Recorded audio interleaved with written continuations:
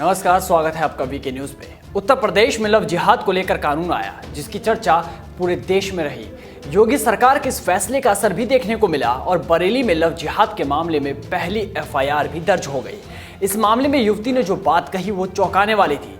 पीड़िता ने आरोप लगाया कि ताहिर ने कहा, मुझे तुमसे शादी नहीं करनी थी, मेरा धर्म मुझे कहता है कि हम लव जिहाद में विश्वास रखते हैं, शादी में नहीं।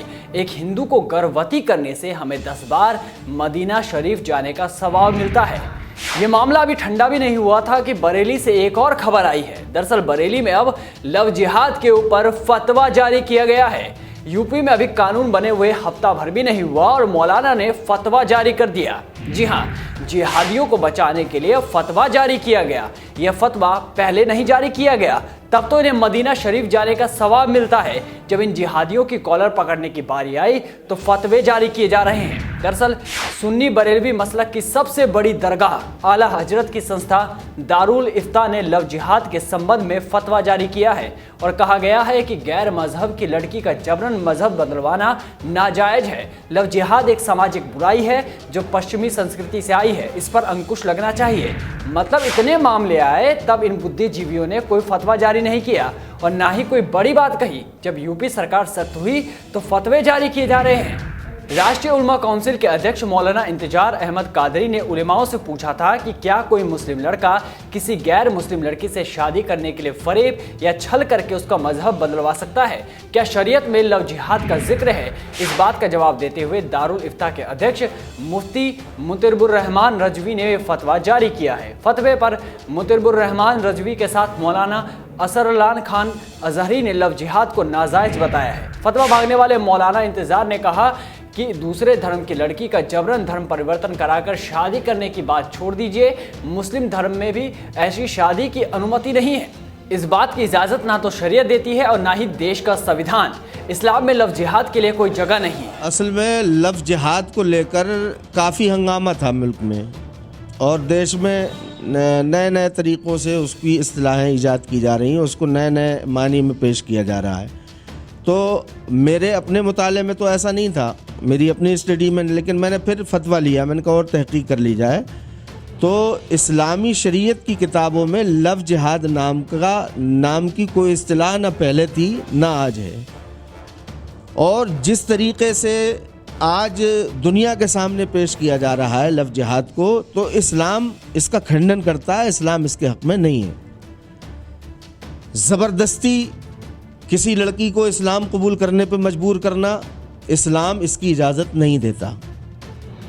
किसी लड़की से जबरन धोखा, फरेब, छल, मक्र, अय्यारी के साथ में निकाह कर लेना, शादी करना, इसकी भी इजाज़त इस्लाम नहीं देता। इसलिए कि जब किसी मुस्लिम लड़की की बग़ैर इजाज़त के उससे निकाह नहीं हो सकता है तो किसी गैर मुस्लिम लड़की से कैसे हो सकता है? अब एक सवाल ये था कि जिन लोगों ने इस्लाम को आला बनाकर, जिन लोगों ने इस्लाम का मिसयूज़ करके अपना उल्लू सीधा करने के लिए, अपना मकसद हासिल करने के लिए, अपनी महबूबाओं को पाने के लिए इस्लाम का इस्तेमाल किया और उसके बाद फिर वो पुराने रास्ते पे आ गए, फिर वो उसी डगर पे आ गए जिस पे वो पहले थे, तो ऐसे लोगों को इस्लाम कबूल भी नहीं करता है और ऐसे लोगों के लिए सख्त अजाब की वार्निंग दी गई है। इस्लाम में ऐसे लोगों के खिलाफ क्या सजा दी गई है?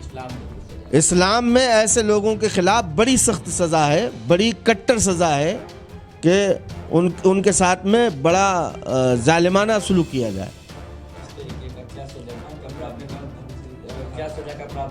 जो लोग इस्लाम कबूल करें अपने मकसद के लिए और फिर इस्लाम को छोड़ दें, ऐसे लोगों के लिए सख्त सज़ा है और ऐसे लोगों को इस्लाम कबूल नहीं करता है। वाह, क्या बात है।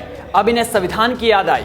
एक तरफ तो बरेली में मुस्लिम युवक पर यह आरोप लगाए गए कि उसने लव जिहाद किया और कहा कि हिंदू लड़कियों को गर्भवती करने से 10 बार मदीना शरीफ जाने का सवाब मिलता है, और यहाँ इंतजार अहमद कहते हैं कि इस्लाम में लव जिहाद की कोई जगह नहीं है। इंतजार ने बड़ी जल्दी फतवा जारी कर दिया। कुछ दिन और इंतजार कर लेते, जब कोई सलाखों के पीछे पहुंचता तब करते ना। कानपुर की जूही कॉलोनी लव जिहाद के मामलों का गढ़ बन गई। तब ये मौलवी और बुद्धिजीवी कहाँ चले गए थे? जब किसी की लाश पेटियों में मिलती है तब ये कहाँ चले जाते हैं? तब तो कोई फतवा जारी नहीं किया जाता। कहते हैं कि मुर्गे की गर्दन पकड़ो तो वो भी चिल्लाने लगेगा। यहाँ तो मुर्गा हलाल होने वाला था तो बस मौलाना ने भी टिटियाना शुरू कर दिया और फतवा जारी कर दिया। बता दें कि उत्तर प्रदेश में लव जिहाद के मामलों को देखकर कानून लाया गया, लेकिन इन कानून में लव जिहाद शब्द का प्रयोग नहीं किया गया है। इस नए कानून का नाम उत्तर प्रदेश विधि विरुद्ध धर्म संपरिवर्तन प्रतिषेध कानून 2020 है।